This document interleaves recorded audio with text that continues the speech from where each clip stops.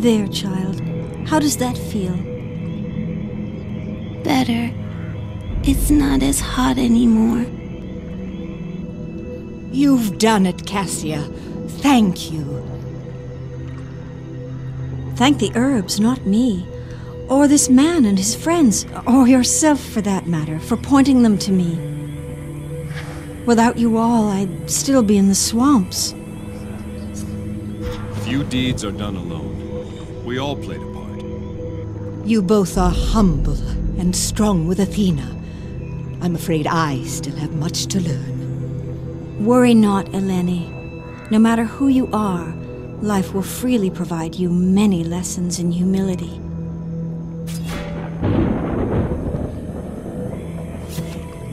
I trust in Athena's wisdom. The child...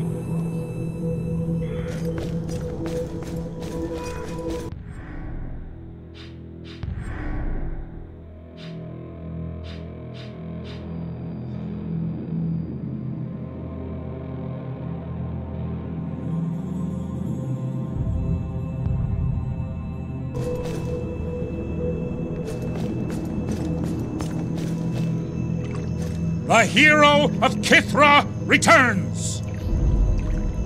Jason of Iolcus, behold the fulcrum of justice. This mace was once used as the ceremonial scepter of the leader of the Silver Order.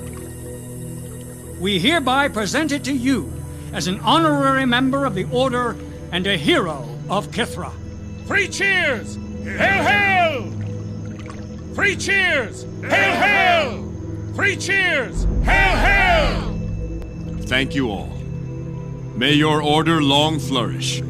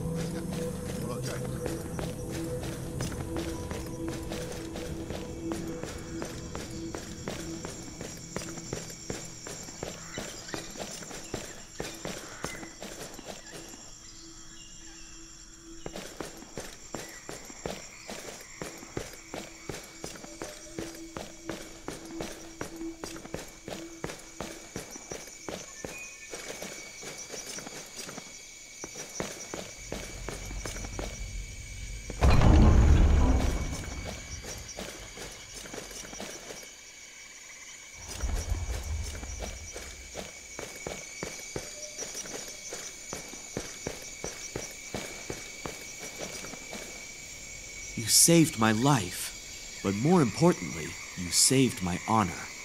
I thank you.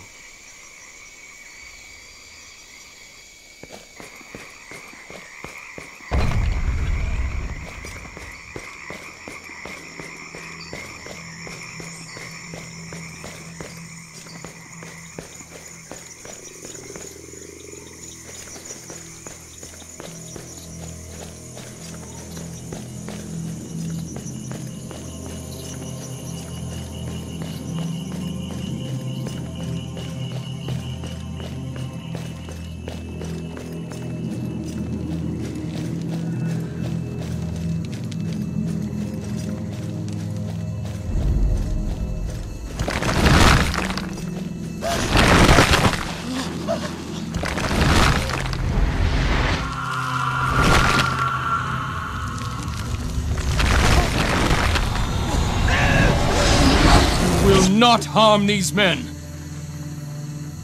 Watch your men. Come on, then.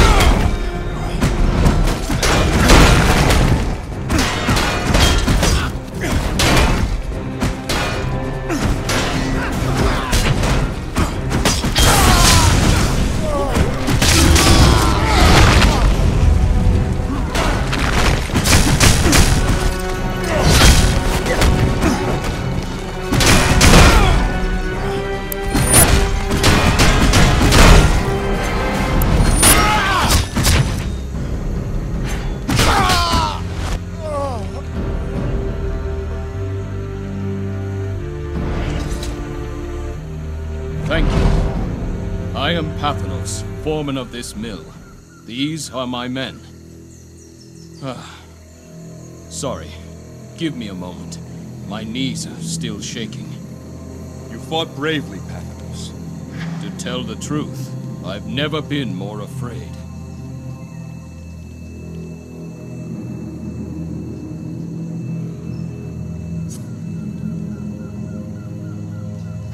Without fear, there can be no courage. Overcoming fear is what makes one brave. What's your story, Pathanos? Not much to tell. I run the mill, keep watch over these men. You've done more than that. We owe our lives to Pathanos. He saved us from Phaedon. All of us here were sentenced to death in Phaedon's court. Pathanos convinced him to put us to work instead. I deserve no credit. It was Perseus's idea. You knew Perseus? After Phaedon seized the temple, Perseus came and lived among the people in the village. He suggested I recruit convicts to work at the mill, to save them from Phaedon's perverted judgment. What were you men convicted of? Oh, we are all brutal criminals. I was caught outside after curfew. And I was overheard calling Phaedon a meddling outsider. For such offenses, Phaedon and his judges decreed death. The village is safe now. You should bring these men back. I think we should first secure the mill. We're going to need wood to rebuild, and lots of it. We'll be all right here. My thanks again to you.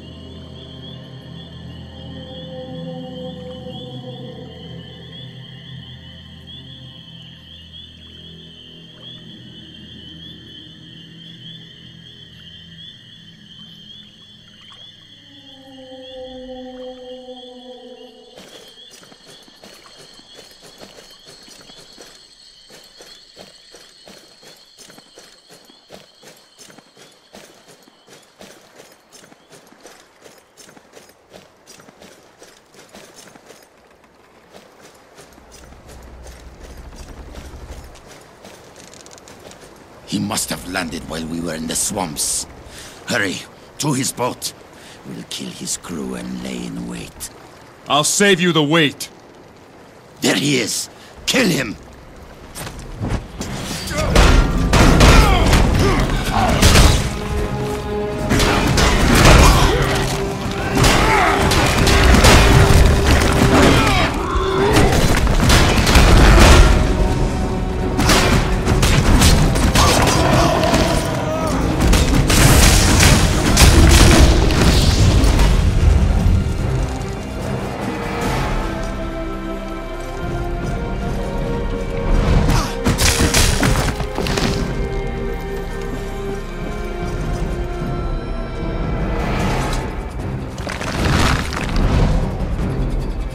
Praise Athena! They say patience is a fisherman's best friend.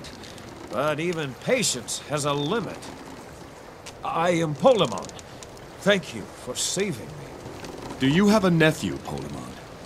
A boy by the name of Kiri? Kyranos, is he well? In a manner of speaking. He's waiting for you in the village, along with the others we've restored. They must be famished. I can't go back empty-handed. Let me catch some supper. Don't tarry long, Polemon. There is still danger. I understand. Now, let's see if the fish are still biting.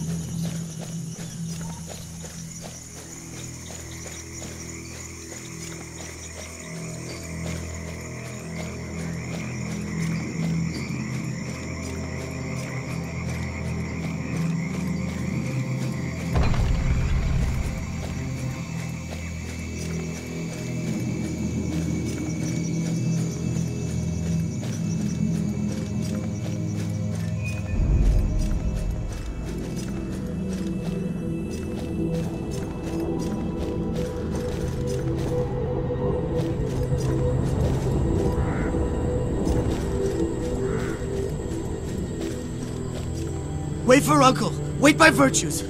Adita's watching. Kyranos, your uncle Polemon is on his way.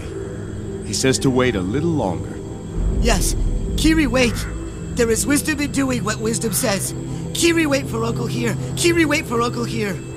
Discipline is the order that allows freedom. Kiri, there's a good boy. Uncle! Kiri, wait like you said! Kiri, wait like you said! Good lad. Thank you, all of you. I'll watch over Kiri now.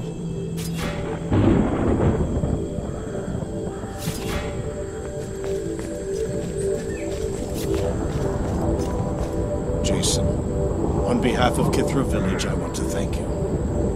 You have restored not just the Ring of Virtues, but our people as well. It was Athena's will that you be saved. Now, our business lies in the temple. Be careful. Ionians followed Perseus inside before the gates closed, and Phaedon may still be there as well.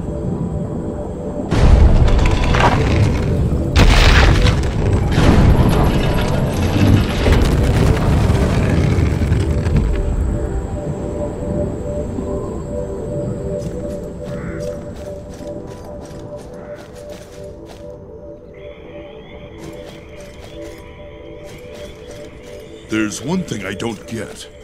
Where did that little girl Strixa come from? And where did she go? I have a feeling we'll see her again. Huh?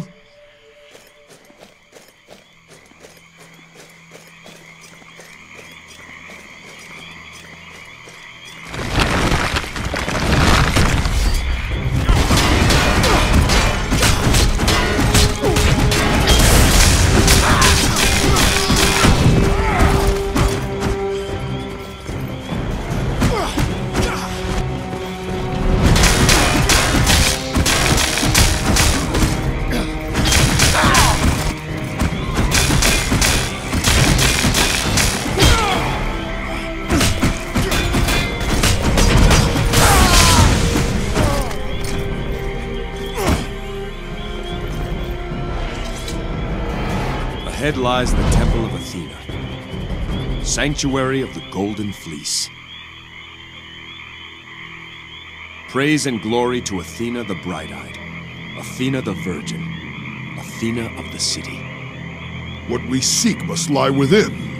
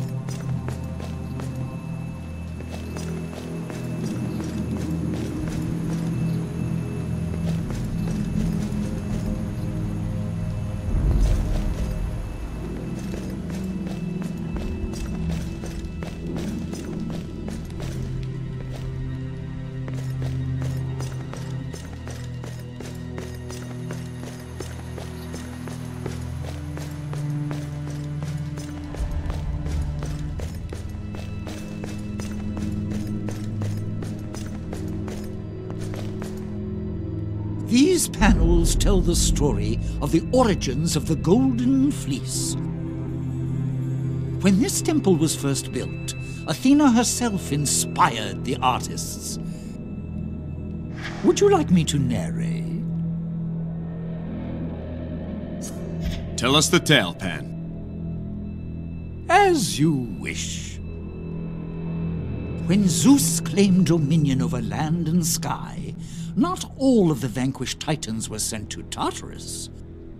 Those who did not oppose Olympus were spared, including the brothers Prometheus and Epimetheus. These artful brothers were charged by Zeus to create both man and beasts to populate the new Olympian world. What of this next panel? Epimetheus worked first and created the beasts. He gave to each their qualities. The birds were given flight, the bear was made strong, the horse swift, the peacock beautiful. Think I'll take a nap.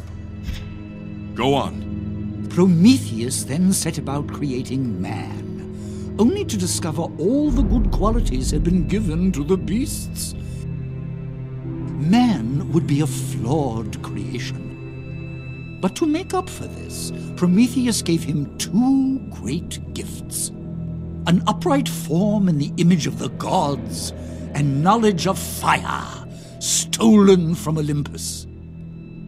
With these gifts, Prometheus knew man would gain superiority over the beasts and the birds and the fish. What happened next? Epimetheus was jealous of his brother's craft, not wishing to be judged the lesser by Zeus. And so he made one more beast, taking back all the qualities from the others and giving them to this new creation. When he was done, there stood a magnificent golden ram. Epimetheus boasted that man was inferior to his creation in every way. Anyone else hungry? And then? Crafty Prometheus suggested they bring their two creations together to better judge their qualities. Prometheus knew that despite two great gifts, man also had vices, among them jealousy and a hunger for power. What happened next? When the two were placed together, the man quickly saw that the ram was beautiful, potent, and completely trusting. Seeing this, the man fashioned a spear, slew the ram, and took its hide, which he then wore as a proud raiment. The ram's hide is the golden fleece. As old as mankind, a symbol of both his vice and his virtue. That fleece is something else. Go on. The Titan brothers were sent to Tartarus, Prometheus for stealing fire, and Epimetheus for creating the ram. The gods of Olympus then argued about what to do with the fleece. Zeus wanted to destroy it, but Hermes believed it should remain in the world to ensure everything done could be undone. Ultimately, a compromise was reached. The fleece would remain in the mortal world, provided it was kept under the care of wise Athena. The gods work in mysterious ways.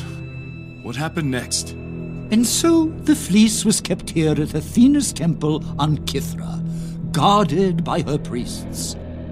Athena gave a drop of her divine blood to her first high priest as a boon to assist in this sacred duty. And so the bloodline of Athena was established. There's a lesson for us all in that tale. Well done, Pan. The pleasure is mine. Pan, you should have been a poet. Come, let's go.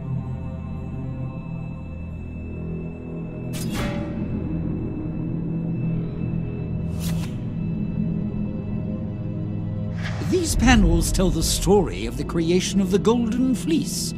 Would you like to hear it? Not now, Pan.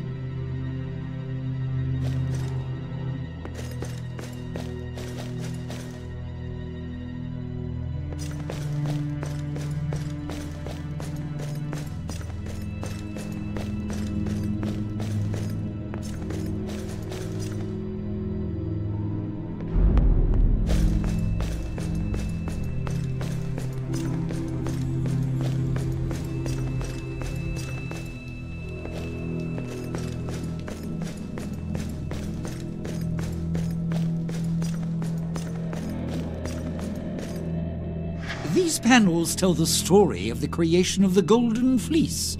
Would you like to hear it?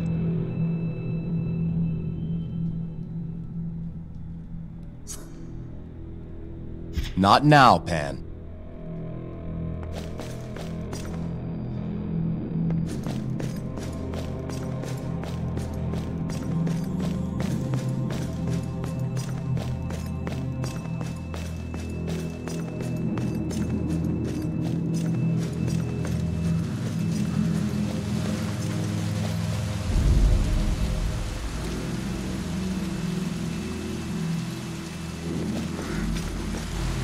Three more are waiting for you here, but these three do not know they wait. There is one thing I don't understand, Strixa. Or should I say, Athena. Why make the people of Kythra wait all these years before setting them free? And what should they have been set free to? A ravaged island? A shuttered temple? Their leaders dead? I have preserved my people, protected them until the arrival of someone who could truly save them. I believe you might be that person. Your resolve on your quest has shown me as much.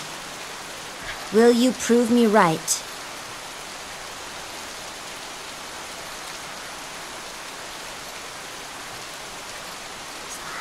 I am determined to save my wife. Whatever it takes to do that, I will do. Three more more cases you must weigh. 3 more judgments you must cast.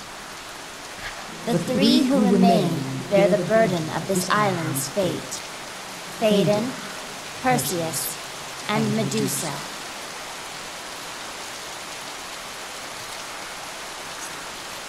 Where is Phaedon? Phaedon is in the Hall of Philosophers, to the west. You must uncover the truth. Find out what part he played in Kythra's tragedy.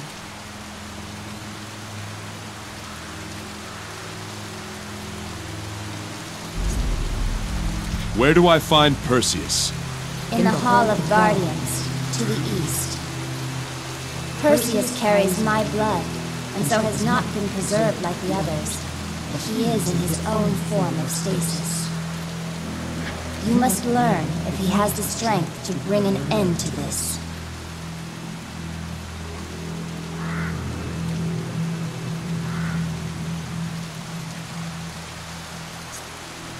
The High Priestess.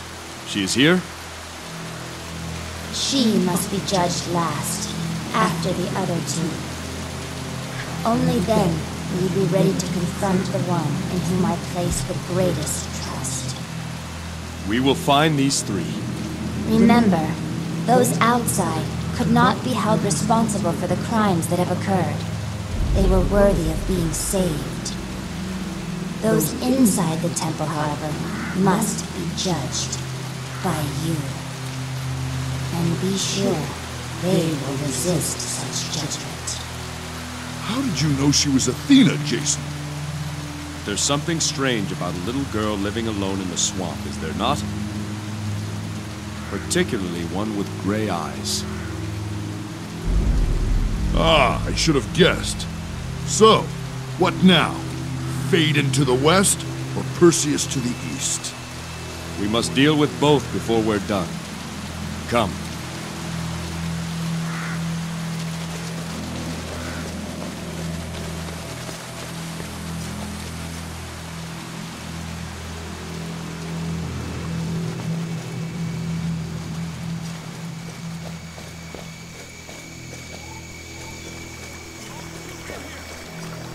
The Hall of Philosophers. Let all who speak within do so in the pursuit of wisdom and justice. Let speech come from the heart, and debate come from the head. I judge a speech by how quickly I find myself asleep. Another useful piece of advice. Let the learned speak. Let the wise listen.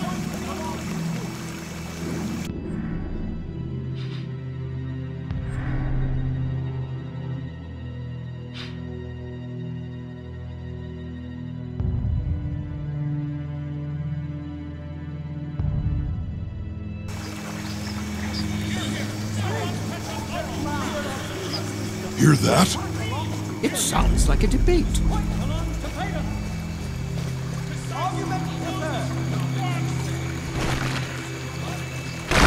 My fellow philosophers, the Golden Fleece was an abomination. It had no place in this world. Its theft, criminal though it may be, will serve the greater good in the end. This I promise you, or my name is not Phaedon!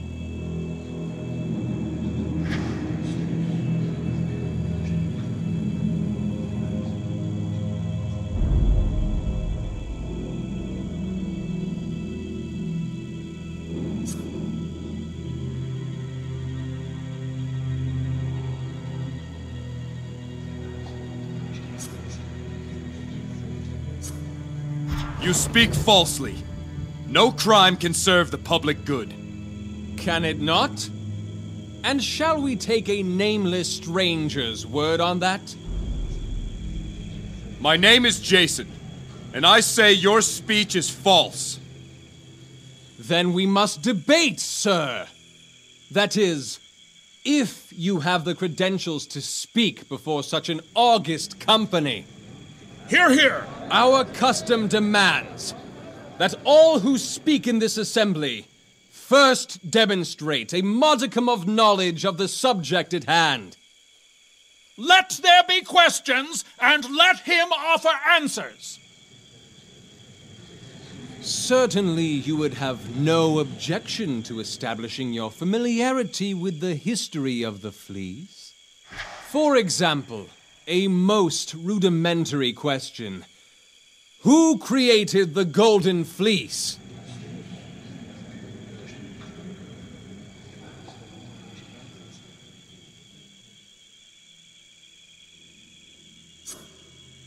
What's the answer, Pan? The Titan Epimetheus. The Titan Epimetheus fashioned the golden ram whose hide became the fleece. Correct! If you speak by proxy, sir, why not simply remove yourself as intermediary and let me speak to the satyr directly? Otherwise, I think we've heard enough from your horned and hirsute companion. Shall we continue? Here's a question any acolyte would be expected to answer. What two gifts did Prometheus grant unto man?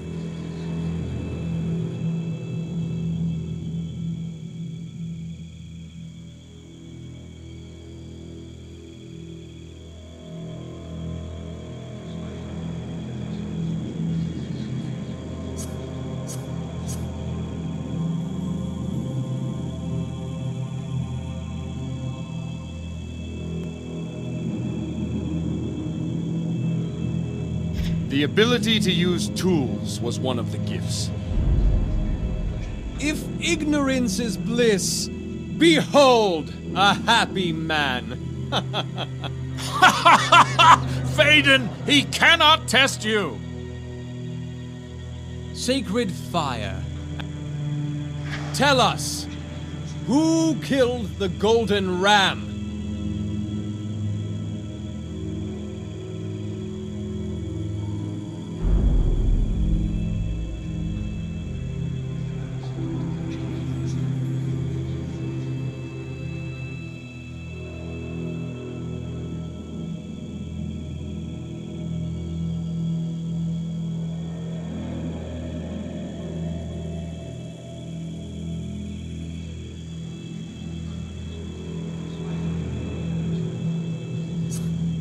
It was man who slew the golden ram.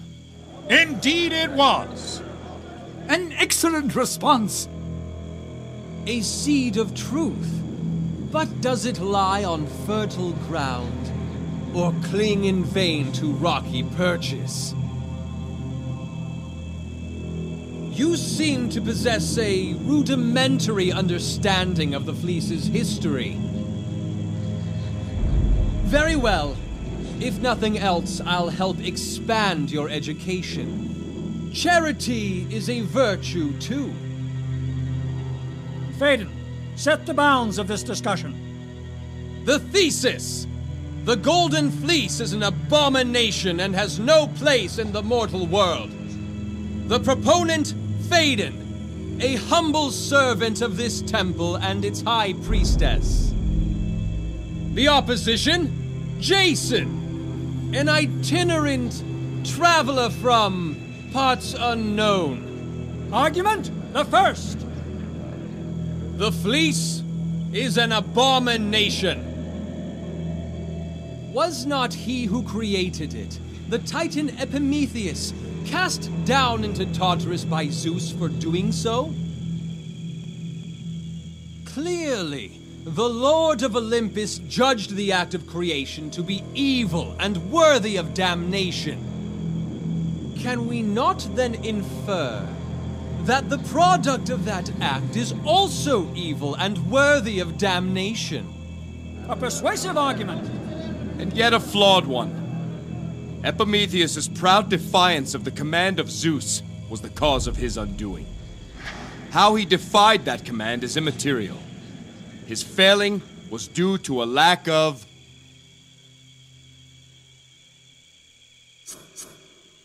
humility. His pride drove him to create the golden ram in foolish competition with his brother. For that he was cast down by Zeus. Not for what he created, but for why. Yes, your argument is sound. You have my support, sir. Pure sophistry. A clumsy argument to snare the feeble-minded. We continue. Argument the second. The fleece circumvents the will of the gods and the natural order. The immortal gods look down from mighty Olympus and wish such and such to be. And then Cleophas, the half-wit goatherd, uses the fleece and makes such and such not so. I don't much like this man. No mortal should have the power to countermand the divine scheme of life, death, and afterlife. I, for one, believe the will of the gods should be inviolate to the whims and caprices of imperfect minds. A devout argument indeed. Devout? I say a cold and cynical one. What of men who honor the gods? What of men inspired by the gods? Does my opponent deny that through man the gods can enact their...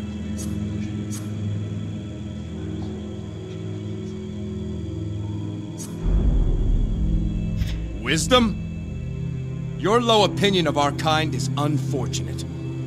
But even more troubling is your low opinion of the gods. Surely those whose minds are perfect can foresee all outcomes, fleece or not, and act accordingly. Indeed, a stirring rebuttal. You have my support, sir. An untenable retort! The standards of philosophy here are lacking. We continue. Argument the third. Verily, the golden fleece brings out the worst in men. Wars have been waged for its possession. Brother has killed brother to claim its power.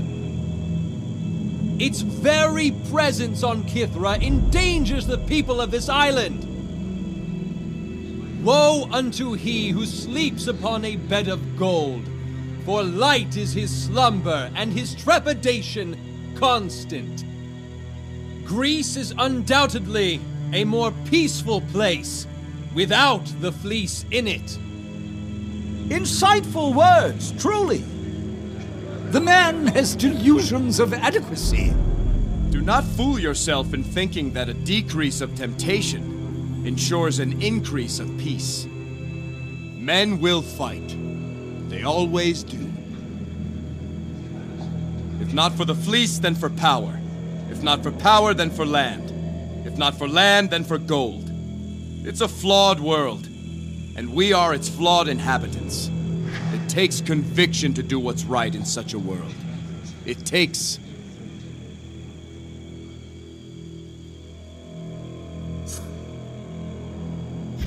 courage.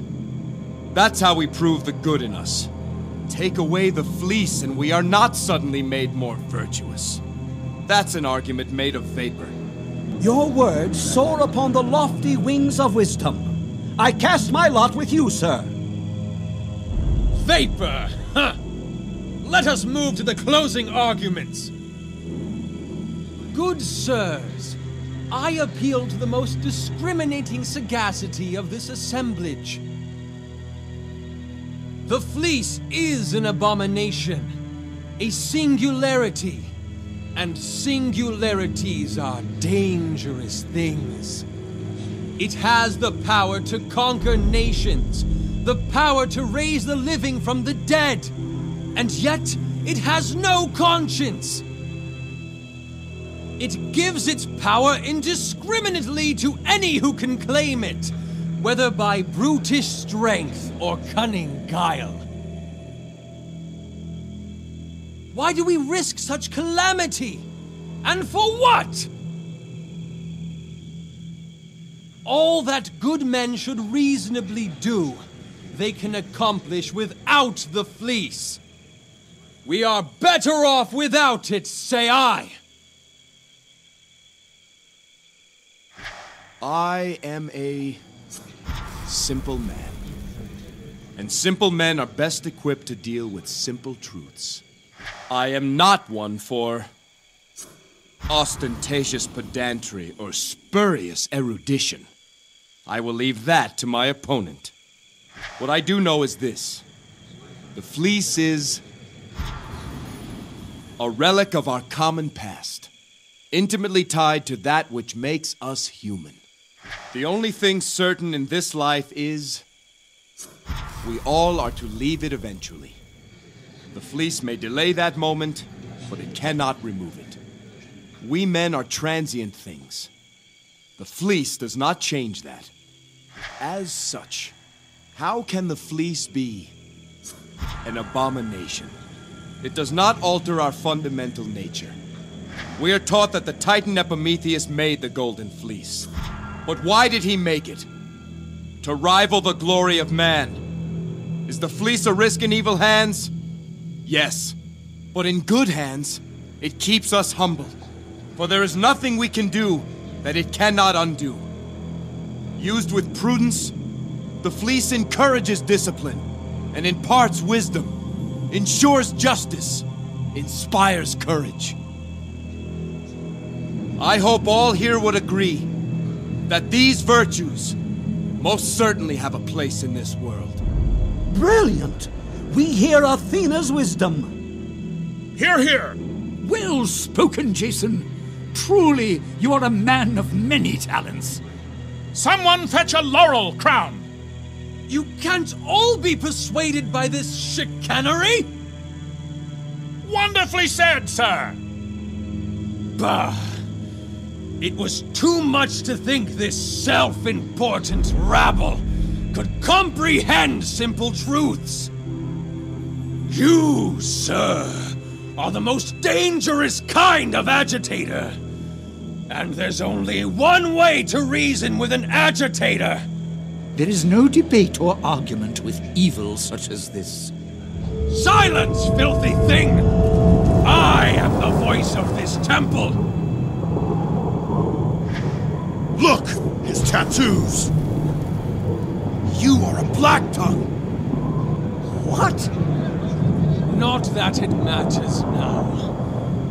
My work here is done. That slut Medusa was easy work. And her brother proved a coward. No! The fleece left Kythra in the Raven's clutch. The Black Tongues have it now! You fiend! Where is it? Where is the fleece? You will tell me! It is where you cannot find it. Where you cannot even search. This sword, it once belonged to a priest of Hades. We had a debate, he and I. We argued over who was the rightful ruler of Tartarus. He claimed Hades, while I know it to be Hecate.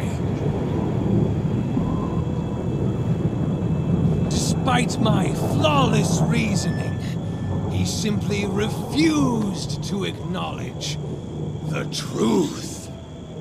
It is a fine blade, is it not? When words fail,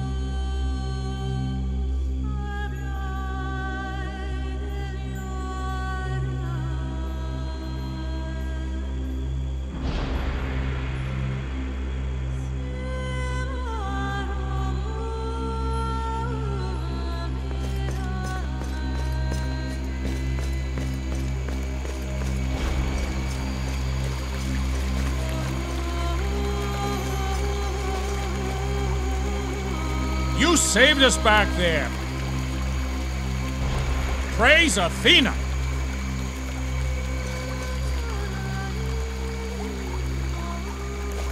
I can't believe we let a black tongue take control of Athena's temple. We must atone.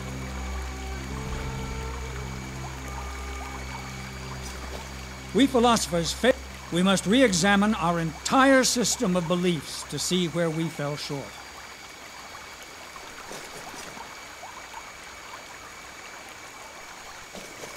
Your arguments about the importance of the fleece were persuasive. I have committed... We owe you our lives. If not for you, we too would have suffered the terrible fate of Phaedon's supporters. Thank you, Jason. I'm ashamed to say I once sat in that hall and shouted praise to Phaedon. It seems Phaedon fooled many people on this island. Indeed, but he had no answer. Where did you learn to orate in such a manner?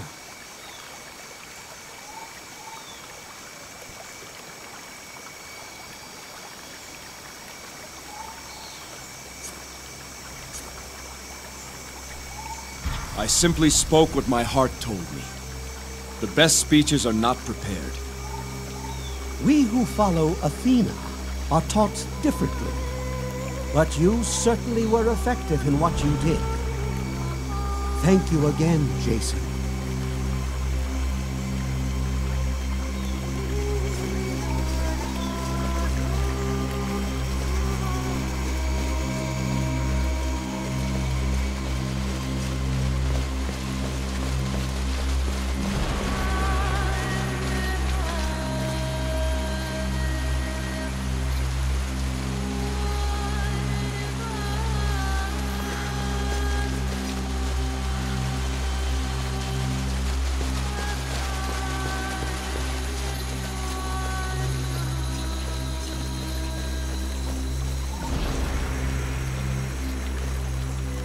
The Hall of Guardians. Here train the soldiers of the Temple Guard. Here they take their vows of discipline, courage, and humility. One spear can change the course of destiny.